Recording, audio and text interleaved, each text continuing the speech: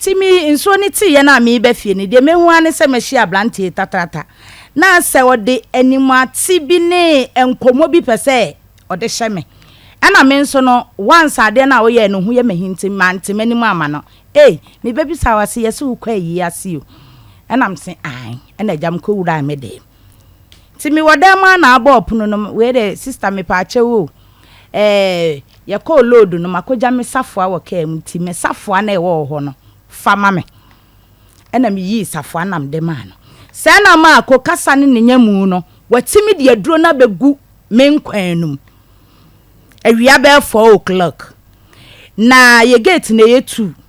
woni mini asem woni obi ani asem ofie ho adwen be na ba wutirim se da bia wo ba wo fa ekwan tempon a ye fa so wura fie na we de wan fa wo na kofa mfikyire ti nyame ncha de ofa mfikyire na owura fie wo na me ma me kuma anso hye kitchen a wo ye aduane eti ma me ne si o wura ho na nani bo nani mu no hye dade fon tale na so eno ye anti emi ayi na asemi hye table no so na ni so nti me hye dem ho me ma me so wura dem ho na bottle hye na chi sei ba onu de onim so ne me na ye kasenti no owura dem ho no hu ma me nti owura dem ho wanche ena opie no san akoba na okofa main gate na nkasa no bai ena obi sa abaya na obo ni din no se me fresi ne so no o ma me ni nsuo wo fridge mu no so nsuo de ebi wom eti kasa ne nyamu no owura dem ho na owe aburo enya poison ne kura abura wo hwe no edie ne beba wutirim se fa polythene fa ho kyekere ne bare na fa to fridge num na bie nkwa no so na hia duro ni gu nkwa num eti nyame otwia ne ka wo ho ne se owie na ne refi aburo no eti me so me pekasa pa eti da na nyumle na me ye fine sa no da na nyumle na me ye fine sa no me bai na me yi nkwan no na ye blog na me se obi amabo de den na me be nkwan si wa na ne na me sa de share fridge na me sa milu na me ye tea na me nom ye na me dai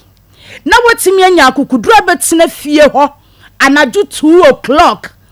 hye se me di aduane ne nti de asi no na se gamenya nwu ya wa bebo metodwe oba ho anaju 2 o'clock obetena fie ho anaju 2 o'clock me dem anaso obetena fie ho obi ho ne bedi nkomo da bi matupununum to obetena fie ne inside wo menua mamu abi omu pagya endade wo ho nti obetena adade ne ba akoso etimi bra ba ako ene sole se obedwonso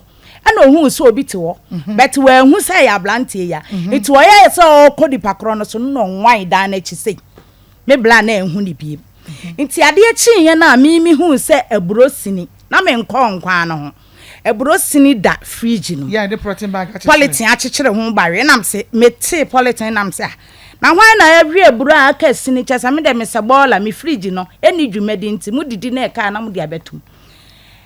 eti abeme bi wo fie ho no se iste mi febro ne bla me hwe me fa yam dipia no se ye bra na awi aburo no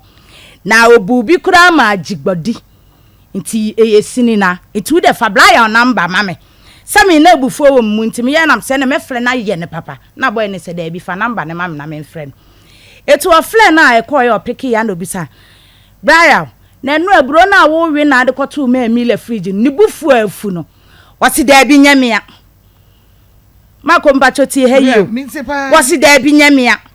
na adwen nyina ne se medi nkwa na mebibia sinto mo pa evidence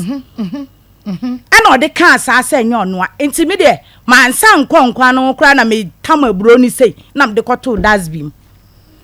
enti me ko PTA meeting me ba no wa besi machi ese o se aburo no ni refi won na de tum tin ko be fa na aburo obi a meme ade chin Saturday no obi a meme wo ho ne de enye woa de mo me koye ne de wani aba ho so nti wo be fa wabulo oba na aburo ni na fridge no ti mi fit PTA ne baaye no nam si da bi banku de ne de achenti medai no ana me koyi nkwan no na me pe aduane a ya se me hyede ma me yem bibia wi na me hiti wo dem ho ane medi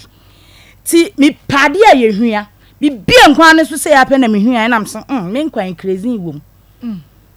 ana mi di pie abontin ti mi ma mi kuma na ohun no na sister dwa be hwe me nkwan obi di crazy agum ana ma mi sie wo kwa wo di bi ba na do di crazy na ba yo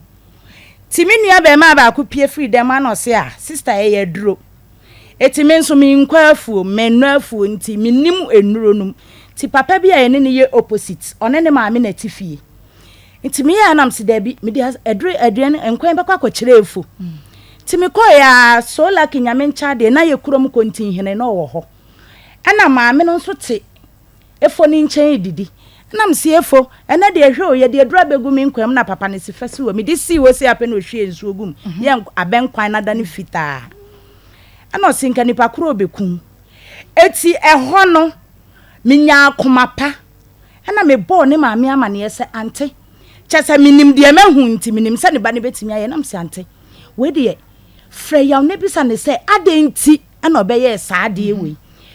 eho na ma me ni tu cheek ma me se onu di oni phone me na me wo phone ti me nkofle no asam ne hye me nam si nka bata nka me de nka me mpani dedo enam sade nkwa ne ko hye fridge ti me di ko hye fridge no de me wani so ma me na ko ni sister ba ko ho ama na fle boy ama no na ma me ni gina bontin ai bra be yi wa no na wa fie milia no na si wu ku no Marco na che se wo kra wo de ohun nka pesa ye ni fi asem tie am ka me pesa me kwa koton masem wa bonten ho no na ma me ni hye mabufuo nam se a me kra me ye jimi fo che se committee ni a onim police station kwan ho na mko fa atale hye na ba we call police station me ko ye case ni wie no bi ka kire me se once anipa na timi de nkwan edro na gu nkwan num na wotimi abetine fie ho anadwo ebetwen se bibi besi no obetimi asa fakwati kwan abeye mi bibi bleko a me nko ana me da ntimi hwe me hu yie na se me wo ba bi a me da me nkoda eja